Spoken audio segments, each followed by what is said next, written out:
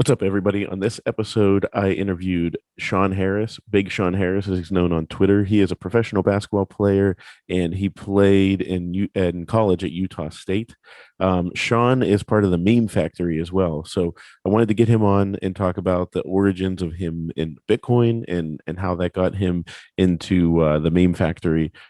Because he actually the reverse repo market back in 2019 is what got him focused on Bitcoin and really, into it. And then once he got in, he started to do some memes, and we all know what the meme factory can do. And there's just tons of memes flowing out on a daily basis, and also they have their podcast and everything. But yeah, Sean also gave me some insight because I wanted to know, where do some of these memes come from? For example, we all know what "fu Greg" is. Everybody sees it on Bitcoin Twitter, but I have no idea where that started. So Sean gave me some insight onto that. So I hope you guys enjoy this episode. I really enjoyed my conversation with Sean. Thanks to our sponsor, the Bitbox O2 hardware wallet from Shift Crypto and Movies Plus. Go to mymoviesplus.com or search Movies Plus in the App Store, and you can watch The Great Reset and the Rise of Bitcoin documentary on there now. Reach out to the show, Bitcoin Made Simple Podcast at gmail.com. Thanks. Hope you enjoy the show. Well, we first met on Twitter Spaces because me and Guy Swan were doing one, and then you jumped in, and like you and Guy Swan had shared like an Uber or something, and it was like, so then I started following you then, and I saw the big fro from college. You don't still have that big fro, do you? Or No, that'd be no. like a flat top, right? Yeah, it used to be a flat top. Now it's just not just the curls, hair. So no more flat top. It was too much to maintain. Yeah, Honestly. yeah, I understand that. So for those that don't know, I'm sure a lot of people know who you are, and have heard your story. But I mean, so you're an athlete, and kind of get back into the origins of that. What did you start with? What was your sport? Because obviously you're a basketball player now, but like I think, Sean Culkin was like got a basketball scholarship when he was pretty young, and then ended up in the NFL. So where Yeah. did you start out? Yeah, I mean, I always played basketball. I have three older brothers. My oldest brother, he played ball. He was really good. And then and my other brothers too they all played in high school and stuff. And so I always wanted to play. And I'm from Sacramento, so we had the Kings out there. And I grew up when it was like, well, when I first remember, it was like Mitch Richmond, which probably not many people even know who I that is remember that now. name, yeah. But he was a baller. And then then I was there with like when Jason Williams was there, and then he got traded for Mike Bibby, and Chris Webber was there with Peja Stojakovic, Vlade Divac. And they were Vladi. like, yeah, it was like Kings in their prime. And They just so never got over the hump. no, they were fighting against the Kobe and Shaq Lakers, and also Tim Duncan and the Spurs, and then they're also going up against Tim Donahue, who was betting against the Kings as a referee. So that that hurt the Yeah, Kings yeah, as well. that's right. I So forgot he that and was the Kings that he was betting against. yep. So we Um, got robbed of a championship, but that's fine. It yeah. There's this hockey writer from the Pittsburgh area. He covers the Penguins, and I think there's a lot of like sports writers that do this. I notice sports writers will really become fans of like different soccer teams or whatever, yeah, because like it's hard for them to be fans of the sports they cover, or like American sports. yeah. Um, and so I don't know if this was the origins for him, but we don't have an NBA team in Pittsburgh, so maybe he like was like, I can follow the NBA and like get into a team. And so he's like a Kings fan, and he like goes out, and like there's a group that he meets with and goes to Kings games with like other Kings fans from around the country that Wow. like just like got into them. What was that, like late 90s, early 2000s, whenever they got like when they were at their peak. Yes. Um, Yeah. I mean, you don't find too many Kings fans anywhere. So especially in Pittsburgh, that's pretty amazing. yeah. And then I mean, because you got Golden State a couple hours away, you got the Yeah. Lakers a couple hours away. And So it's, and the Clippers too.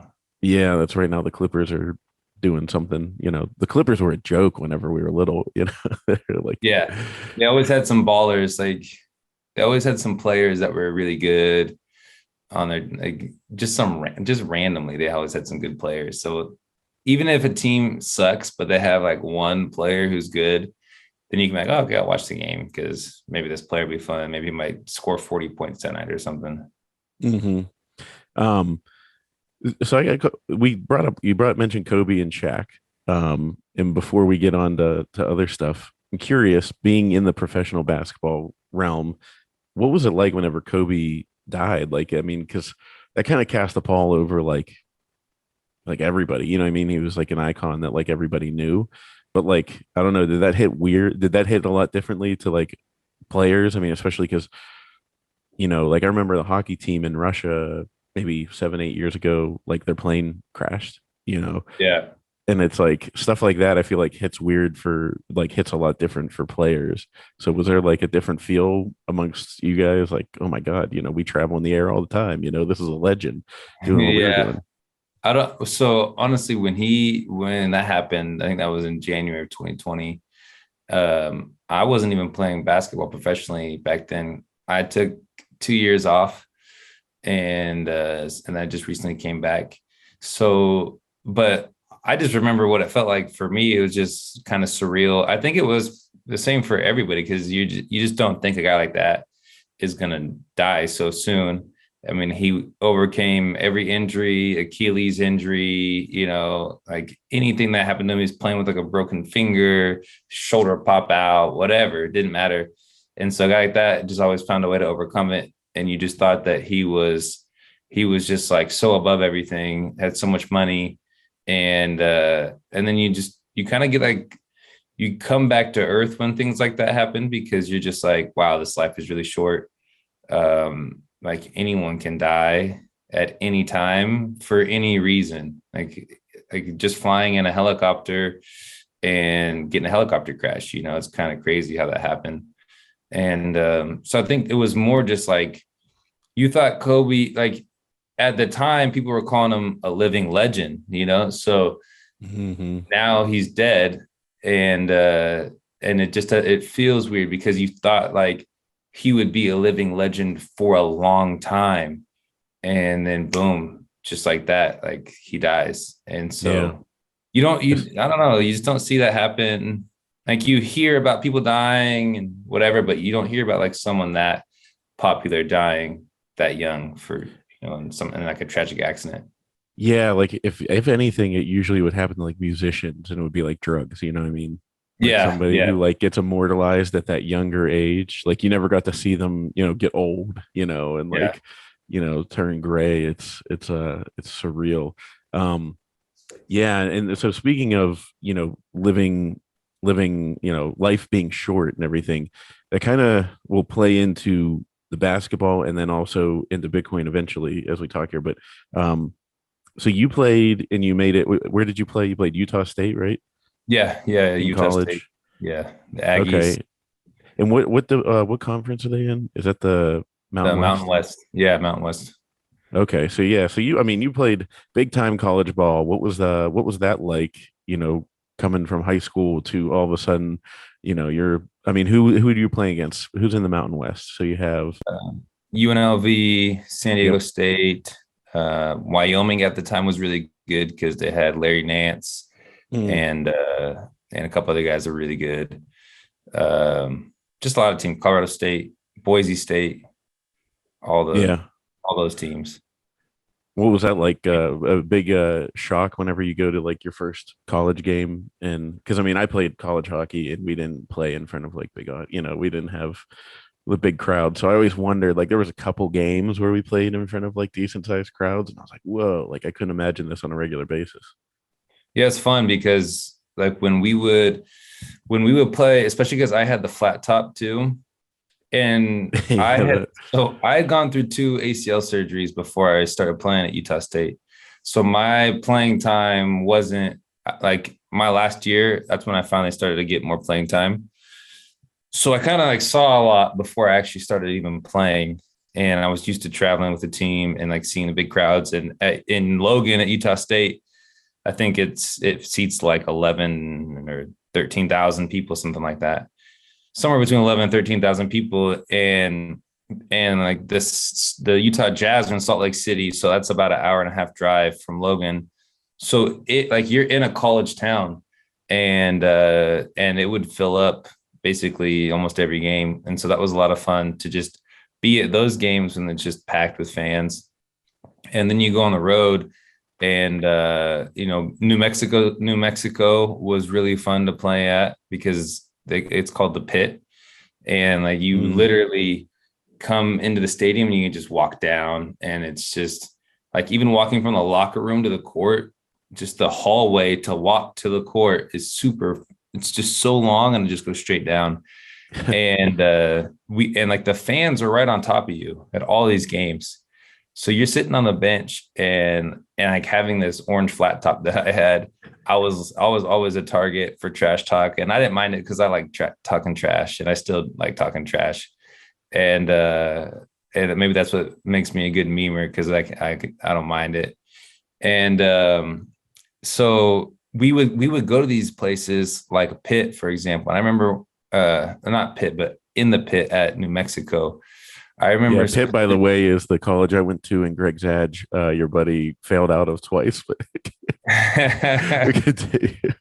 he's a genius, but his geniuses aren't always meant Yeah, for they always meant for college. But anyway, sorry to sidetrack you there. But so you're going into the Pit.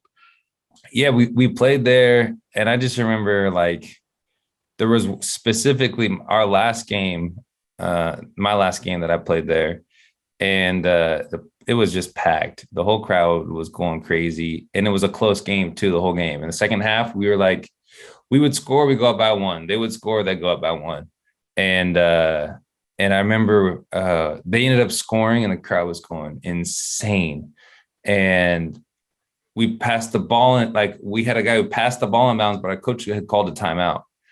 And the point guard, he's getting full court pressure from the guy guarding him. Our coach called a timeout, and all three referees are blowing their whistles. And our point guard doesn't hear the whistle blow because the fans are so loud.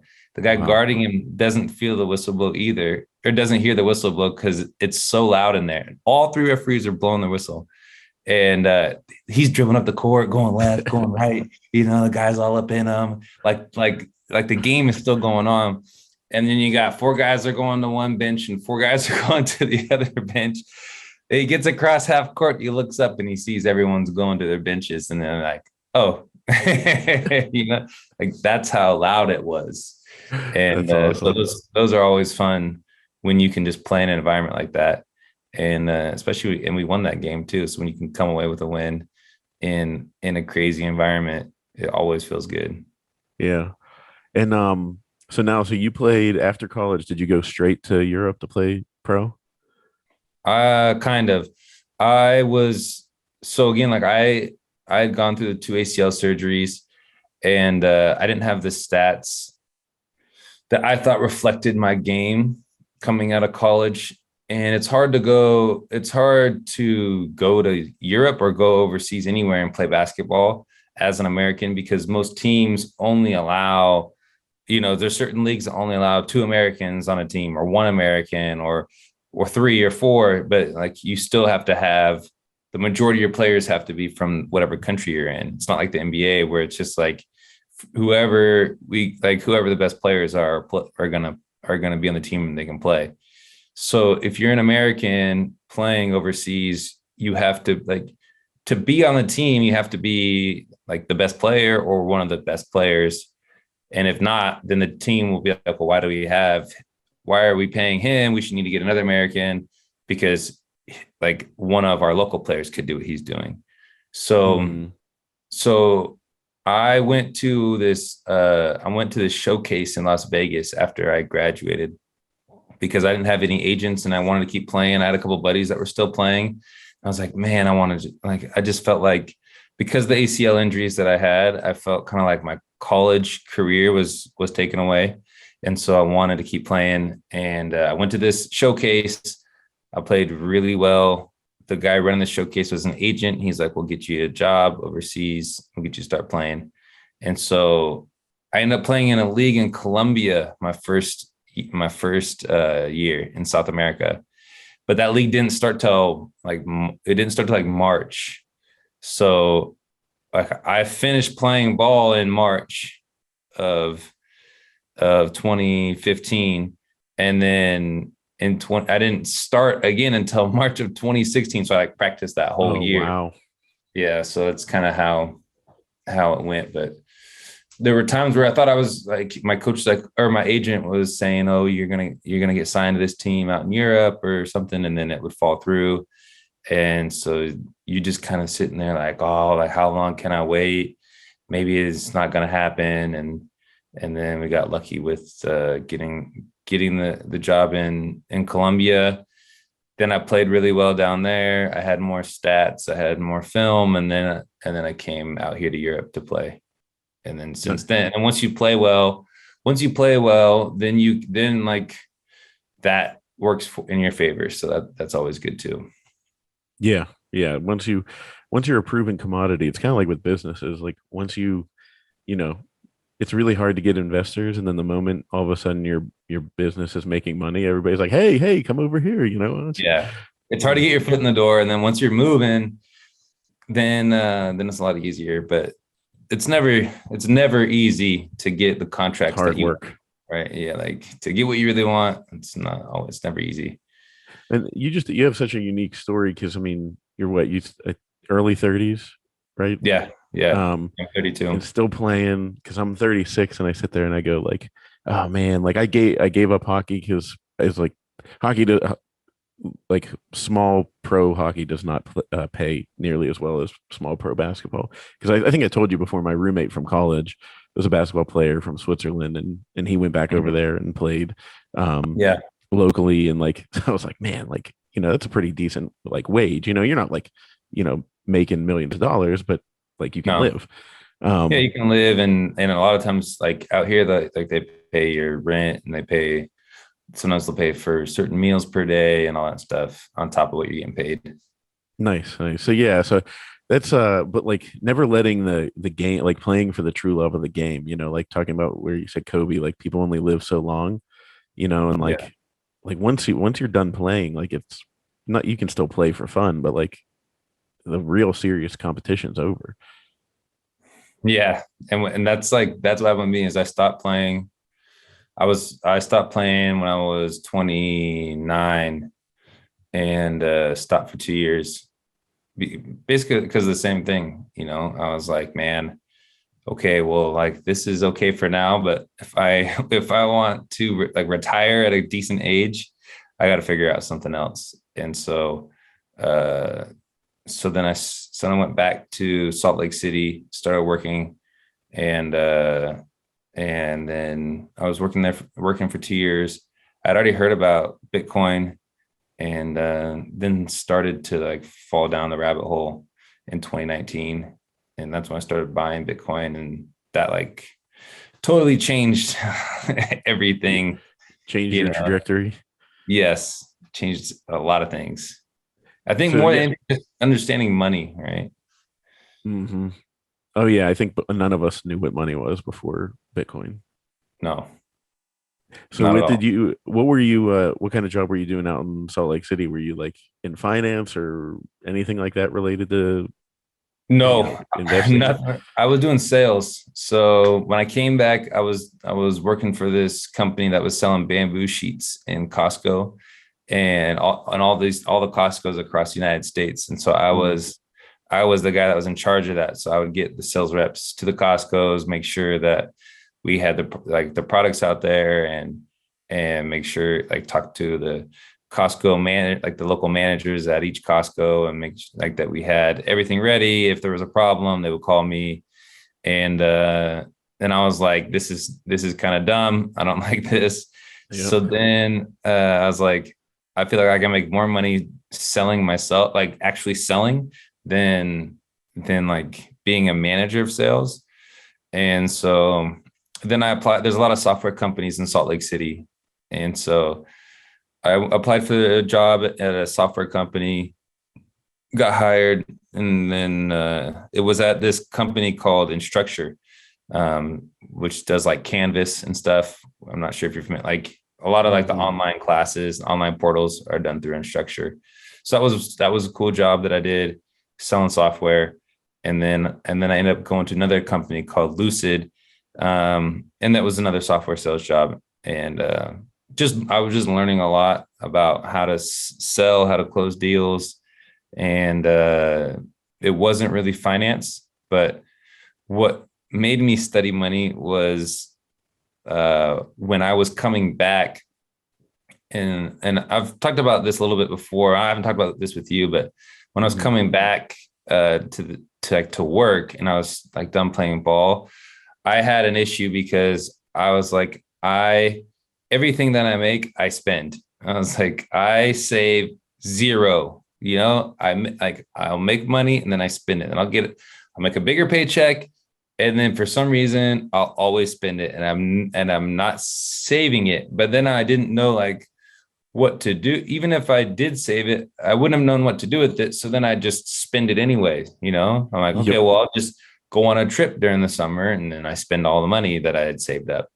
So I didn't really understand like what the point was to saving money or how to save money. But like something in the back of my mind was like, dude, you don't want to be 70 years old and working at Jack in the Box because you didn't save any money your whole life. Because I remember as a kid, and this is the reason why I say that, when I was a kid and I lived in the city just outside of Sacramento, we had this 24/7 Jack in the Box, which is fast food restaurant. Hmm. And it was 24/7, 365. And I remember like after high school parties, it'd be 2 a.m. And I was like 16 years old. I'd drive to this Jack in the Box and I'd order like 4 tacos there. And there'd be this lady who's like 75 years old working at the Jack in the Box at 2 in the morning on just like a random Friday night or Saturday night. And I was like, and I would just be coming from a party, but I would be like, man, like this is crazy that she's working, uh, that she's still working like at 70 years old or 75 years old.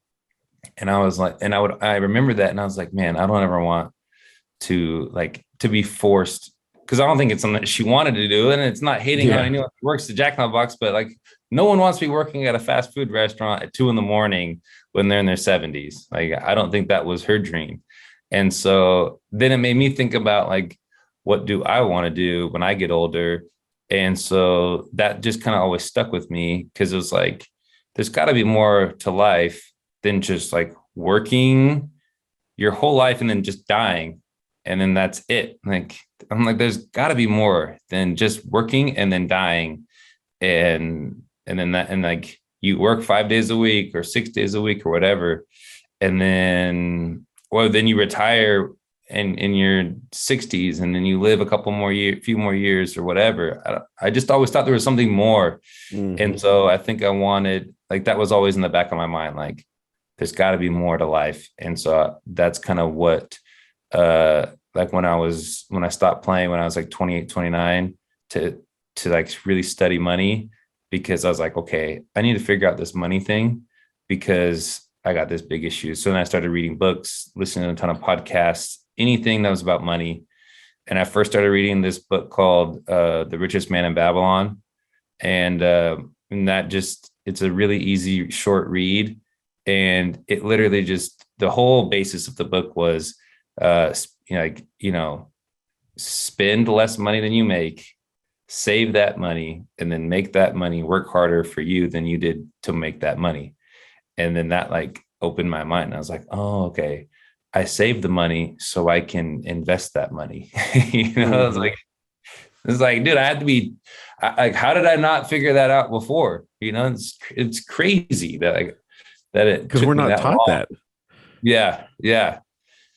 Like we're not taught that. We're not conditioned that. Like I don't know if it was like this for you at your sales job, but I think I told people before, but like when I went from production in movies to like the business side of movies, basically took like 2 years selling commercial advertise like TV ads to Hmm.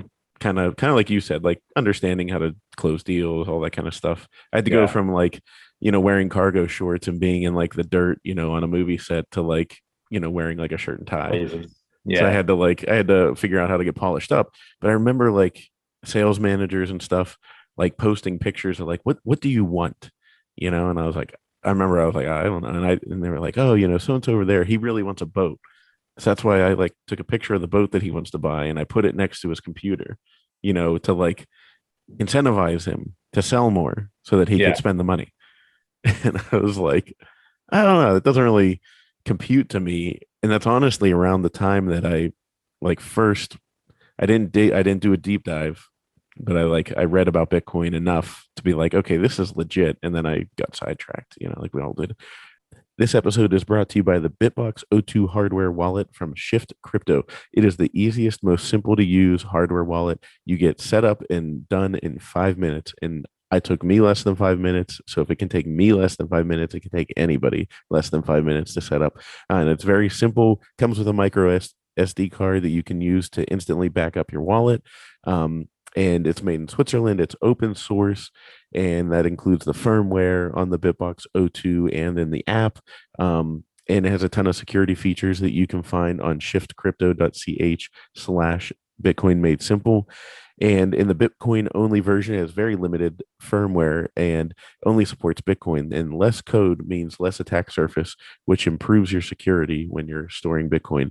So I strongly recommend everybody use it. It's actually really addicting because I keep sending my Bitcoin off of exchanges. And if you've seen any of the noise on Twitter, get your Bitcoin off of the exchanges. So get it off the exchanges and make sure it's not getting rehypothecated by any exchange. And to do that, use the Bitbox O2 hardware wallet, and you can get one for 5% off if you use our promo code Bitcoin Made Simple. Just go to shiftcrypto.ch/Bitcoin Made Simple and use the promo code at checkout Bitcoin Made Simple for 5% off your Bitbox O2 hardware wallet. So you haven't I didn't know this about you. I saw you tweeted maybe a month or so ago that it was, so talk about the what got you to fall down the Bitcoin rabbit hole. You mentioned 2019, but I think you mentioned in a tweet that it was like the fall of 2019 specifically, and was it the reverse repo market that really opened your eyes? Yeah. So I started studying Bitcoin back in 2017. That's like when I kind of stopped. Or I stopped playing in 2018, but that whole year I started studying Bitcoin and money in general. And I was just like looking at all crypto. I was looking at everything, real estate. I didn't know what to do. And then I also read the Rich Dad Poor Dad book, because every podcast I listened to was like Rich Dad Poor Dad, Rich Dad Poor Dad. So I was like, okay, this book must be legit.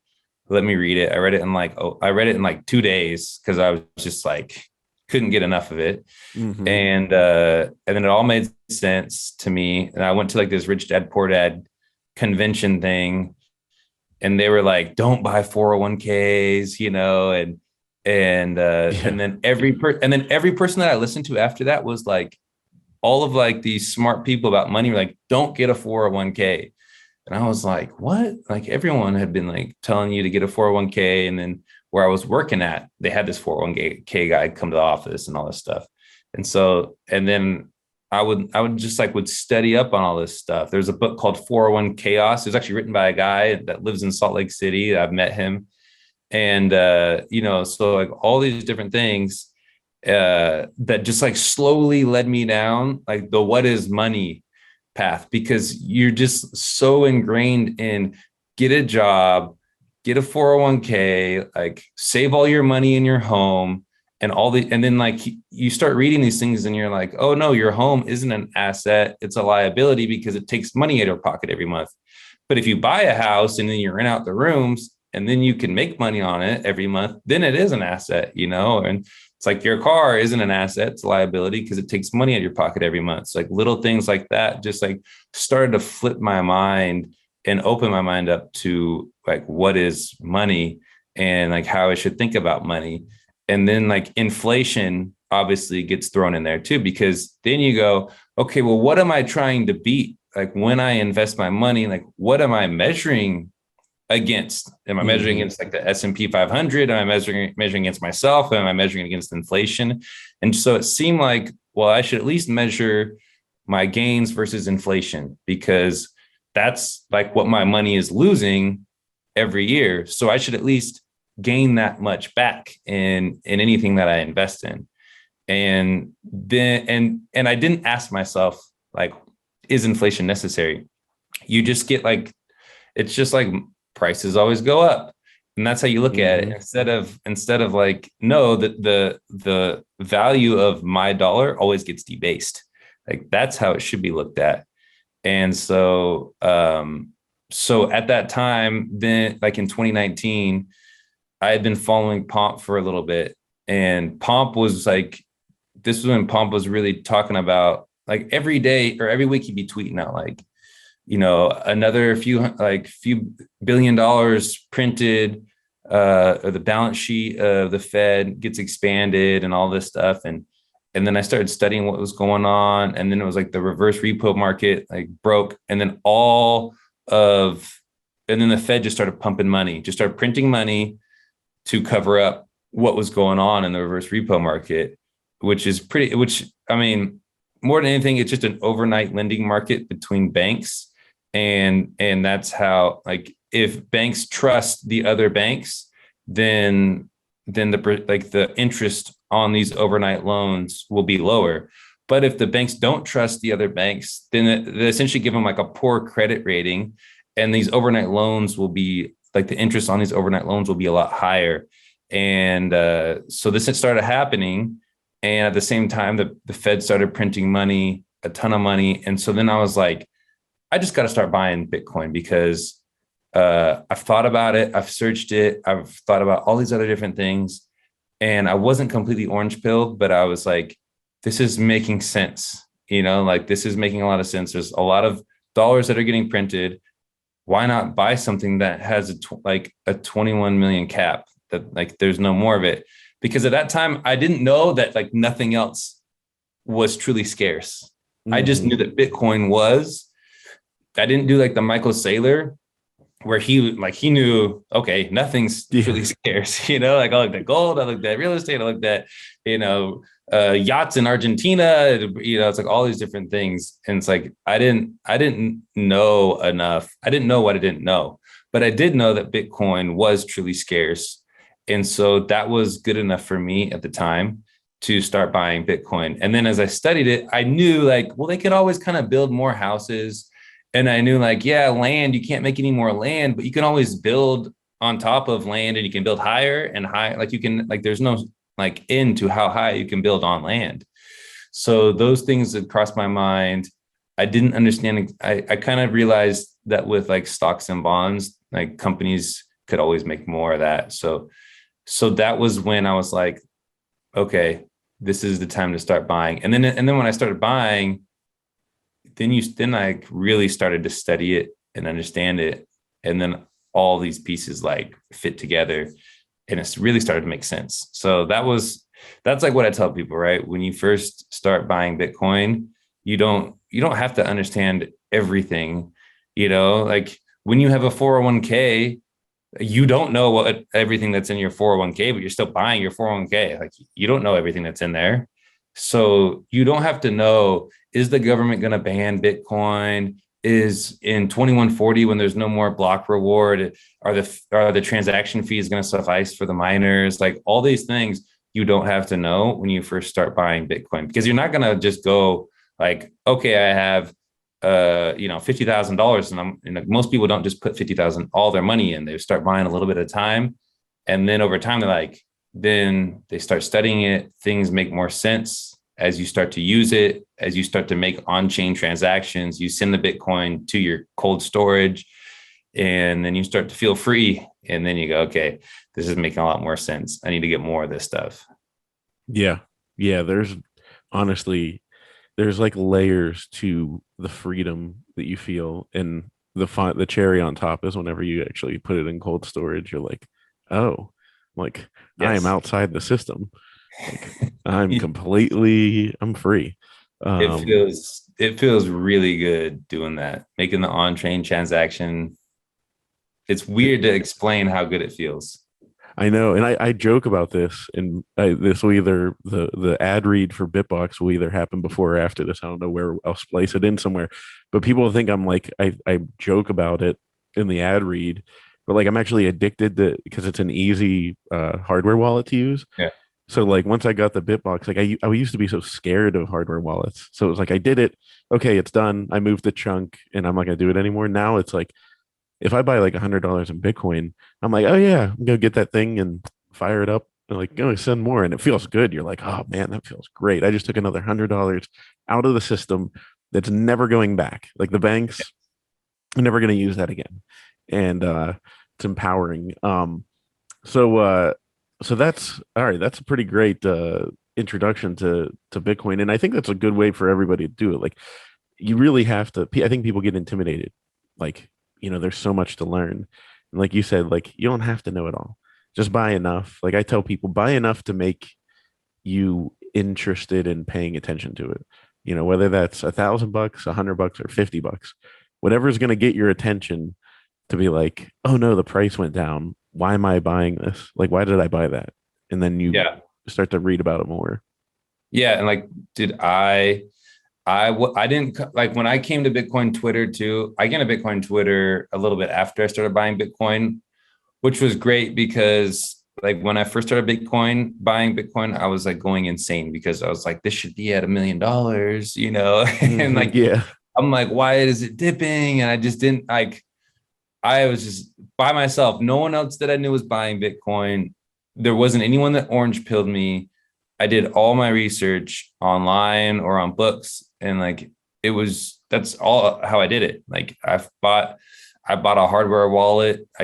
You like did a YouTube search on like a tutorial of how to send it from the exchange to my wallet. Like, and I am like, I'm not super like techie, right? Like I'm not one of these guys that can like build a computer or like I didn't know how to like make your own node. I'm not one of these people that I'm not smart with computers like that. Like I don't know, I don't write code. I don't do that. I'm a basketball player, like Yeah.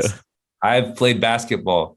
And I graduated from college, but I graduated in business administration. So I didn't graduate in finance either. So it was just kind of like I had a problem and I needed a solution to that problem. So I just started studying. What I did was like, there's a lot of people who have these backgrounds in finance and all this stuff. It's like, dude, you can learn anything if you have the discipline to learn it, and if you have the will to learn it, and if you're feeling enough pain, you will learn what you need to learn, because that's what was going on with me. Was I was feeling the pain of feeling broke all the time, and I was like, dude, I don't want to feel broke anymore. So I need to figure out how to get this money thing right, because it's like, okay, why am I working so hard every day of my life for money, but yeah, I don't know how to use it, and I don't know like how to save it, and I don't know how to make it multiply. So if I don't know how to use the stuff that I am working for, why am I working for it? That was like my question. And then I need to figure out, okay, now that I know what money is, now I need to figure out where's the best place to put my money, where's the best place to put my wealth. So with me, it took me some time to figure out financial terms. That was like, I have a financial background because I did it by myself. Like I didn't study it anywhere. Like I would turn on CNBC and I would have it in the background all day long. And when they would talk about something that I didn't know about, I'd Google search it and then I would read it. If I didn't understand it, then I'd go to YouTube and I would watch like a 15-minute video on it. Then I'd listen to a podcast. The same thing. If they would say a word that I didn't understand, I would Google it. If that didn't do the job, then I'd watch a YouTube video. And it was just like over and over and over again until I could understand the financial words, because all these financial words, I had no idea what they meant. And I just felt like I was outside of their system. And so I was like, I need to understand what these words mean so I can understand what money is. And so that's what put me on that journey of learning about money. And that's how I kind of got my financial background, which is awesome because we have the internet. With the internet, you can learn anything nowadays.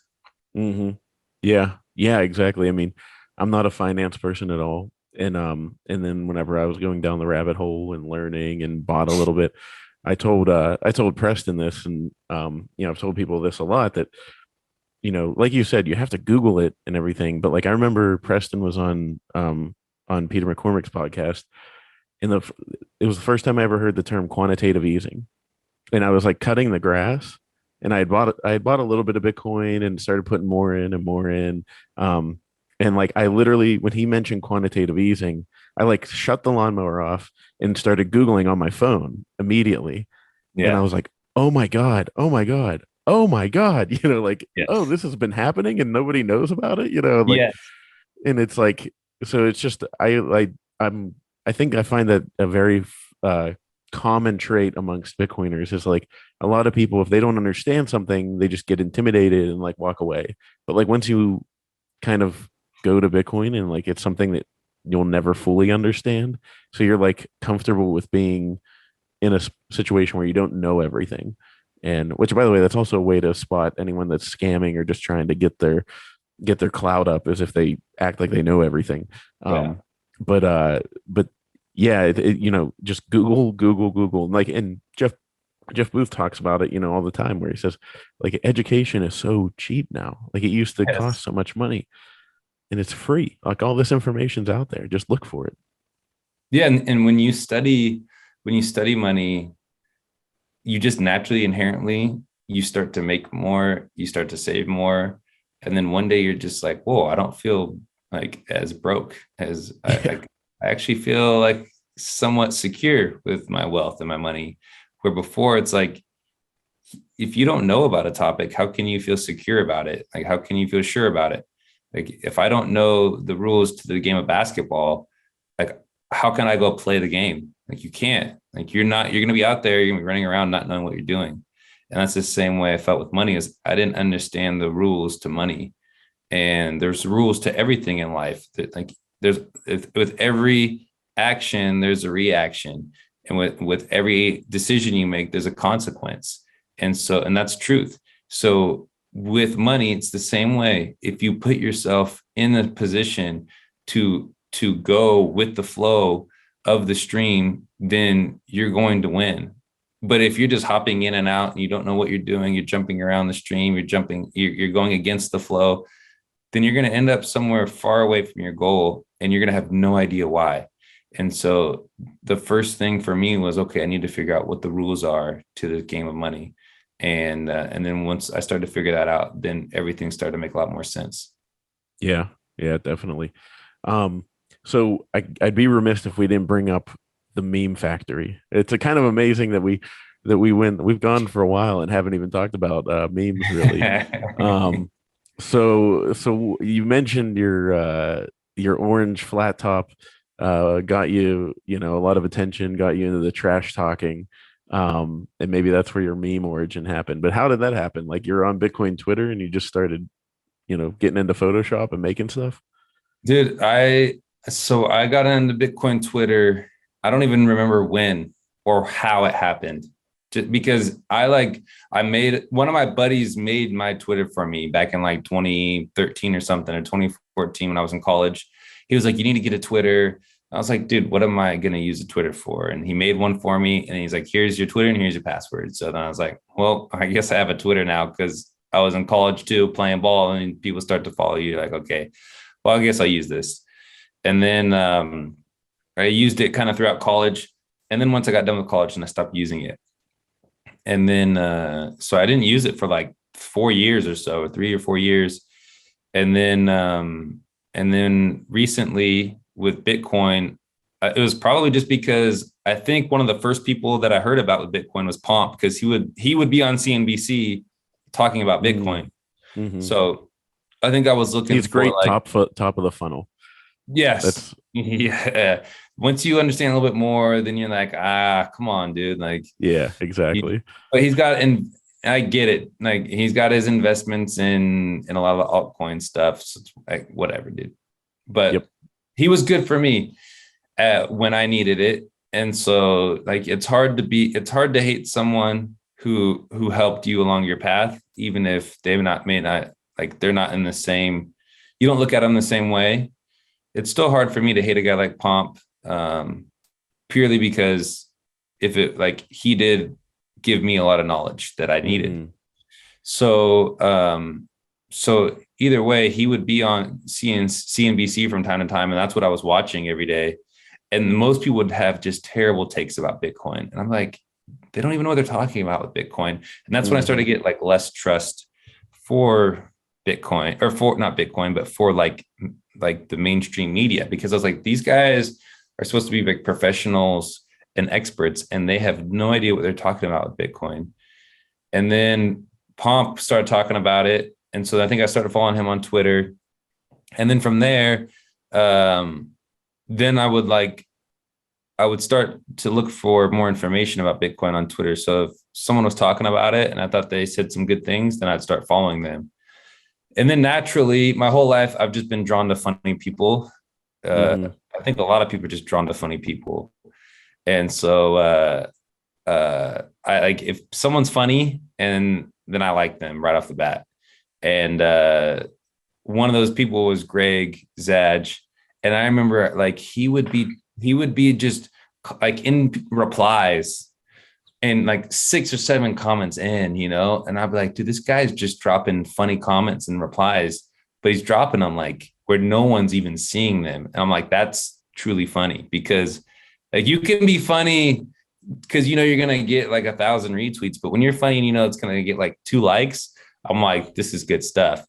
So then I followed him, and then he followed me back. I think, I don't know how it was, and then like I started seeing other guys like Labra and Pedro, who goes by Retweet, and Chairforce, and all these dudes, RD, all the guys in the meme factory.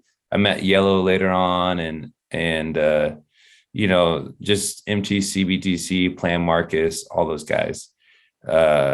So what happened was, like Labra would just make memes all day, every day, like he still does.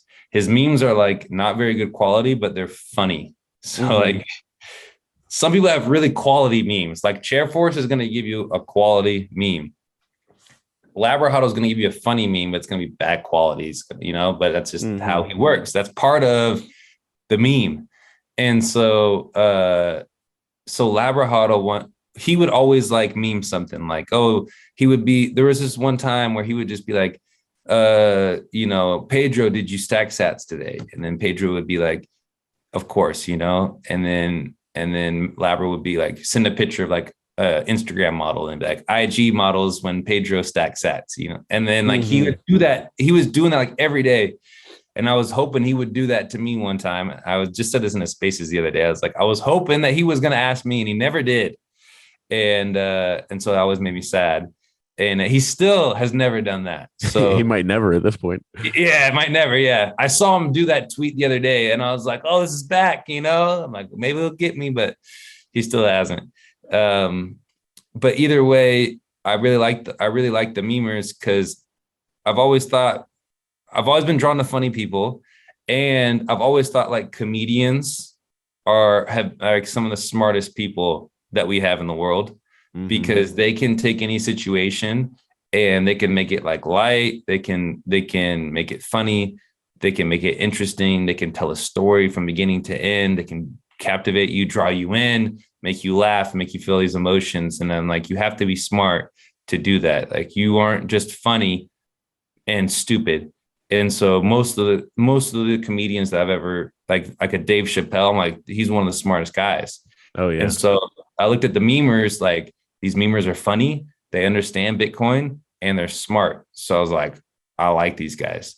And then one time I made some statement, and Labra was like, oh, make that a meme, and Mm-hmm. I had no idea. Like I knew him from his profile picture, but I didn't know who he was.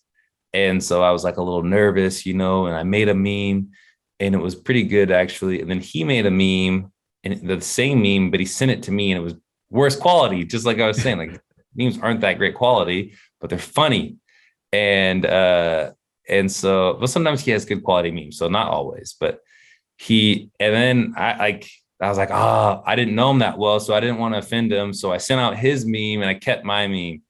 And I was like, oh man, I wish I would have sent out my meme, and then but it was good. And then I got to know him, and then I was like, oh, he would have not cared if I would have sent out my own meme. Like You just Yeah. don't realize, like when you're first getting the Bitcoin Twitter, you think like, oh, there's all this guy gets all this engagement. This guy, like, you think he's really popular. Like they almost feel somewhat like out of reach to you.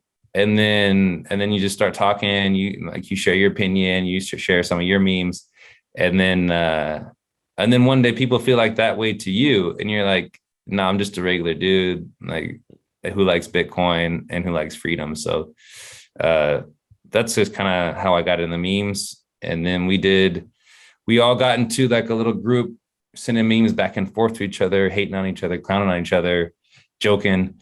And then Shareforce came up with the idea for the laser ray to 100K. And then that's when we got a little bit more notoriety, because then everyone started putting lasers on their pictures, and we kind of started that. So that was fun. Yeah. Yeah. What do you think now with the laser ray? Do you think it's till 100K or just forever? It's right now it's laser eyes till fiat dies. That's the new thing. I like So that. I I'm like not that. taking my lasers off at 100K. I don't care if you do or if anyone else does, but I'm kind of I'm focused in now. I'm stuck with the laser eyes. My idea is it's early still with Bitcoin. Um, Bitcoin's winning hard, but just like in basketball, like you can be winning in the first quarter or second quarter or third quarter, but there's always come from behind wins. So recently, I've been really like focused on pushing harder, like trying to create more educational content for people, trying to talk to more people, trying to orange pill people, trying to get like what I say more concise, because Bitcoin's winning and everyone can tell, but that doesn't mean, I don't think it's won. And I think I've Not tweeted time to out, celebrate. Yeah. yeah, I think I've even tweeted out, oh, like Bitcoin won or whatever, but it hasn't. It hasn't won yet. Like there's still things that I think it's like an inevitable thing, but I would rather have the transition to Bitcoin be like a softer landing than to be this painful hyperinflation of the dollar, which I think is going to happen. But like, if there's most people have made this move to Bitcoin sooner, then it won't be as painful. So that's what I'm trying to push for. Obviously, I know most people won't come to Bitcoin because they're studying quantitative easing. They're not studying inflation. They're going to come to Bitcoin because they go to the grocery store and the groceries are 2 times the price. Then they go back the next week and it's 3 times the price. And then they go back the next week and it's 5 times what it was. And then they go, okay, what's going on? Like, I can't even afford to live. And then they search for an alternative.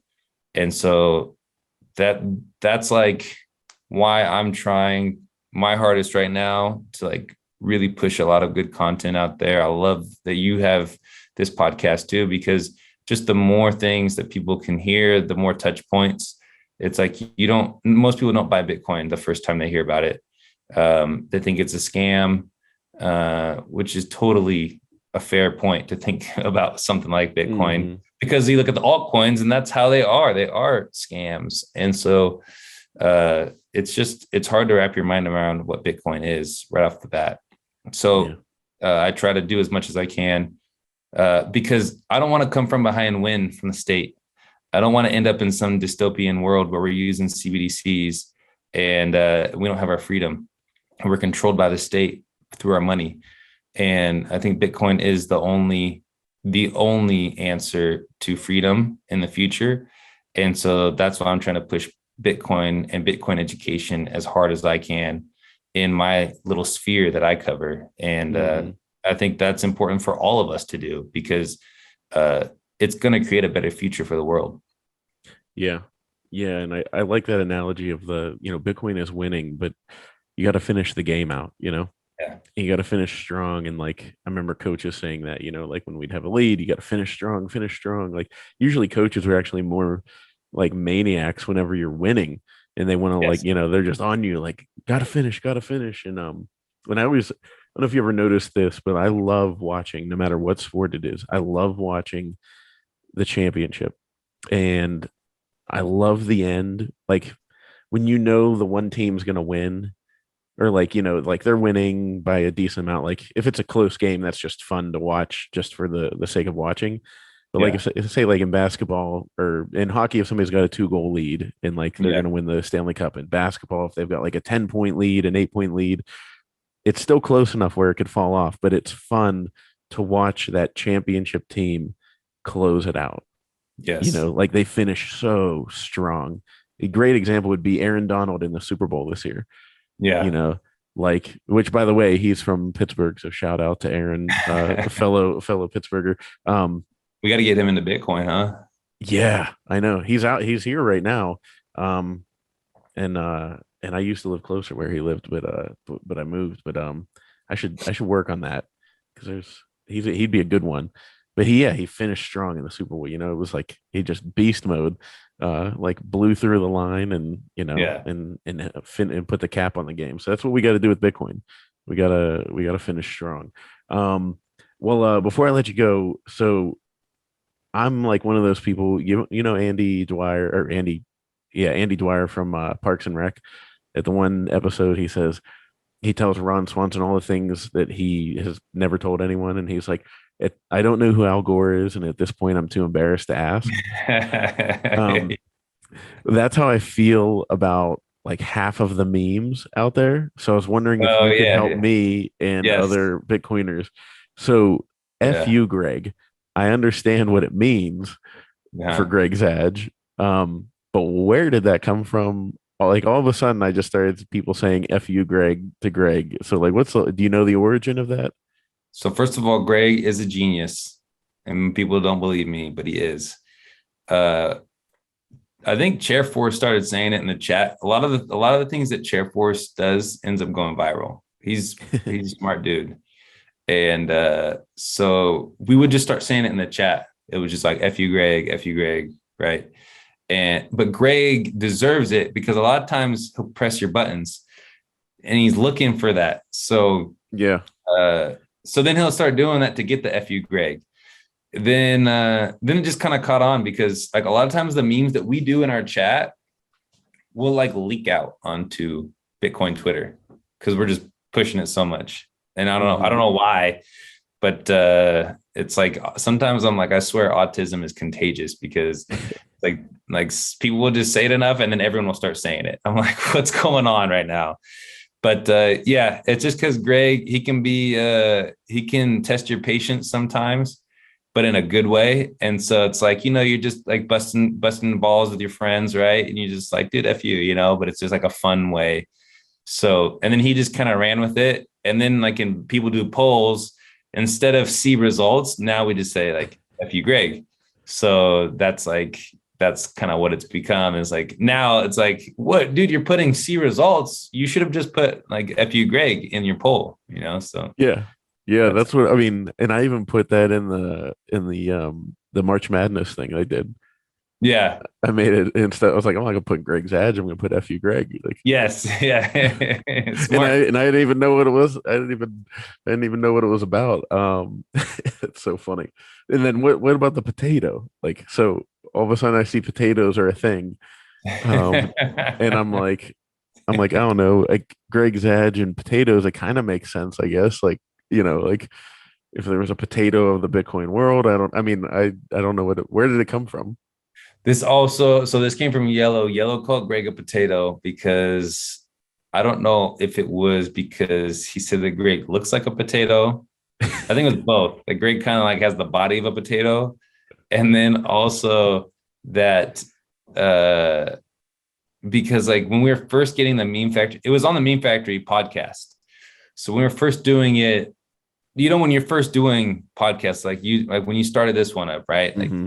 you don't have everything down. You No. think like, oh, it's gonna be easy, and then you're like, okay, I got to do the OBS. You got to do a bunch of stuff. Has to all work. And like with our podcast, we'll have like the whole meme factory will be on there plus a guest. So sometimes you have like 10 people on there.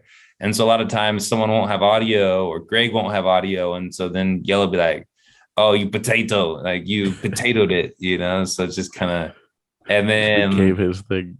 yeah, then people like that. And so then it just like, again, it just caught on and it has nothing to do with Bitcoin.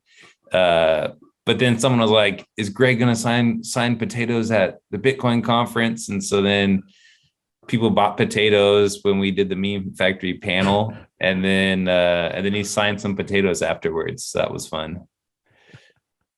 You know what he needs to do is come out next time at a conference and have like one of those like potato guns and Yeah. start firing potatoes. Launching them. Yeah. You know, it'd be a good idea actually if it was like a carnival type thing, and you could win a prize if you shoot a potato gun at Greg's face, and like Yeah. hit his face as like the bullseye or something. You know, Yeah. that that's something that I'll have to file that away because I want to start a Lightning Network Or conference. like dunk him in the like he's sitting in the Yes, water and you have to shoot the target or something with a potato or throw a potato at the target. Dunk him in the water. that would be perfect. Yeah, it's funny. I'll have I think I DM'd with him and he was like, "Hey, let's link up over the summer because I wanted to bring him on too." Um, Yeah. and but whenever I went to look him up on LinkedIn, or maybe he followed me on LinkedIn or whatever, I'm like, "Oh my god, he went to Pitt," and it was like close to the same time I did, but I think he's a little bit older than me, and I like messaged him. I said, "Yeah, I didn't know you went to Pitt," and he's like, "Yeah, I flunked out twice." I didn't even know that. When you said that, I didn't even know that he flunked out twice a pit. And he was just like, and so I said, I was like, we were robbed of our chance to like, just like absolutely destroy the University of Pittsburgh Yes. together. Because I mean, even if he's older than me, like he could have been that dude that was like 27 and like still in college. Yeah. Like, what's that guy doing here? Like, he's trying to be like Ryan Reynolds, but not. Yeah. So, oh, and then one last thing. So, I mean, what's your initial thoughts? This will air next week, so it'll probably be old news by then. But your initial thoughts on Elon taking over Twitter? Do you think we're gonna have some freedom here, as long as my stipulation is no KYC authentication? I'm cool with authenticating humans Yeah. over bots, but no KYC. So I have like two different thoughts about Elon buying Twitter. I think it could be really good or it could be bad, right? I think it could be good in the fact that like maybe he'll do something about the bots because the bots are insane right now. Like you like reply to someone or you tweet and like immediately you have 5 bot replies on under your tweet when you tweet. It's crazy. Or you see someone like Preston Pish or Michael Saylor tweet, they'll have like 30 bots immediately under their tweet, all scamming. And so it's like, how do you stop that? And I like the orange check thing that Michael Saylor has, where you basically just escrow $10 of Bitcoin on Lightning, and then so that way if you end up being a bot, well now you've lost that, and so if now you can't do all these scammer bots, because if you do those scammer bots, then it's going to cost you a ton of money and you're going to lose that money. So I like that idea. Mm-hmm. I don't know if Elon Musk is going to do that. And I think obviously Elon Musk idea was free speech. That was his biggest thing. Like you look at, with what happened with like COVID stuff and like doctors getting Censored. censored or getting banned from Twitter because of their solutions instead of using, what the mainstream media solutions were. And I don't want to say too many words because like right now Yeah. I feel like censored because I'm like, I don't want your show to get shut down or something because of something I say. But like I you don't care. Go understand, for it. yeah, like, basically those type of things, or even Trump getting banned. And I'm not really a Trump fan. I'm not really a political guy, right? Like I don't Mm-hmm. care about Trump or Biden, but it's just like I don't think that he should have been censored either. Like I think I think you should be allowed to say whatever you say. And if you're stupid and if you cause issues, well, then you should also receive like the penalties of the law, if that's how far it goes. Or people should be allowed to call you stupid and call you dumb for your dumb ideas. But maybe you can have an argument that actually makes sense. And then people are like, oh, okay, maybe this isn't as dumb as what we thought. Because imagine it like the Wright brothers saying, "Oh, we found a way to fly," and people are like, "No, there's no way to fly. That's We've already, witchcraft. yeah, like this is misinformation. You're banned from speaking again, ever again." It's like, okay, or any technology that's ever happened has always been groundbreaking. So to say anything that's not in the Overton window or anything that's outside of the mainstream viewpoint, you can't say anymore. Well, that's basically saying, okay, we're done with inventing new things. We're done with technology. We've invented everything that can be invented, and there's going to be no more progress in the world. It's kind of like a dystopian, nihilistic view on the world. So freedom of speech is super important, especially in a platform like Twitter, because it's kind of like this open forum online where you can go, which you don't have too many of those online.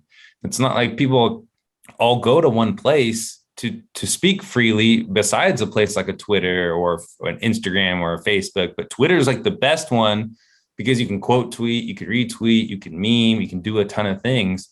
And so I like how the platform is. So if Elon Musk comes in and he just goes, okay, like, you are allowed to say what you want to say, you're not going to get banned, but people can call you an idiot for saying what you say. Like, that should also be part of free speech. Yeah. Like, if you're going to say something, I can call you an idiot, whether you're right or wrong. I can call you, now someone else can call me an idiot for calling you an idiot, but like, that should still be allowed. And so if that's what happens, I think that'll be great for Twitter, and I think it'll be great for the world. But if the only thing that I worry about is it's like, this is just centralizing into one person, right? Yeah. It's centralizing into Elon Musk. So that's a lot of power for one man. He owns Tesla, he owns SpaceX, he owns Twitter. It's like, that's a lot of different things that one dude can own. And if that's like, you just don't know, like, what happens if he buys it now in good faith, but in 3 years from now he gets compromised by some way, so yep. So that's just kind of how I look at it. We talk about decentralization, that's centralizing it into Elon Musk, right? And not to say that it was decentralized before, because more than anything, Twitter probably was already centralized, even though it's public. But you're just going from one centralized thing to another centralized thing, and you're hoping that this centralized thing is better than the other centralized thing. So that's kind of how I look at it. Yeah. Yeah. I mean, that's like the funny thing is the only shred of decentralization Twitter had before was, like you said, being public.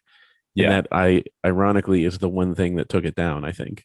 Yeah. The public pressure of people that own shares. And we're like, no, like, what do you mean you're going to give me a huge return? Like, you can't say no to that. Like, it's yeah, it's interesting. Well, dude, Sean, I'll let you go. I don't want to take too much of your time. I really appreciate you coming on. But tell people where they can follow you and find you and your show. And people probably think that, like, all of us Bitcoin podcasts are like competing against each other. No. And I think it's a complete opposite.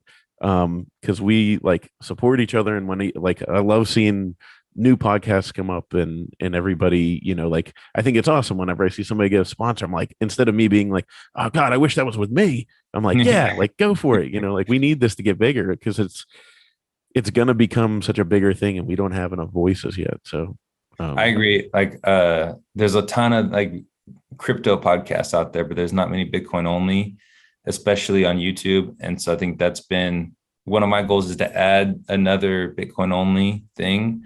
And I think with Meme Factory, like, that's our goal, is to kind of grow our YouTube channel as a Bitcoin only channel, to be able to say what we want to say and not have to rely on money from these crypto VCs. And so it's great to see your podcast, ones like Simply Bitcoin. You got Bitcoin Kindergarten, those type of ones that are all Bitcoin only focused. And I think, like, I totally agree, as Bitcoin starts to grow, as more people realize the scams that are in the altcoins, and the biggest scam is just the surveillance that can happen.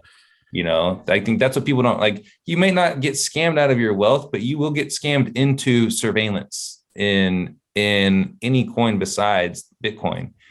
So yeah, our podcast, it's the Meme Factory. The Meme Factory podcast. It's on YouTube. I also do Bitcoiner's Guide, which is still under the Meme Factory podcast channel with Plan Marcus. We do that once a week, and then we do our live streams. We have Safety coming on this week, so that'll be a lot of fun. Oh, nice. Yeah. So, but yeah, and then I'm at Big Sean Harris on Twitter, and that's where you can find me. Well, thanks for coming on, Sean. I really appreciate it, and I look forward to doing it again. Yeah. Thanks, Cory. Thanks. It's awesome. Thanks everyone for listening. I hope you guys enjoyed this episode, and thanks again to our sponsor, the Bitbox O2 hardware wallet from Shift Crypto. I will catch you guys next time.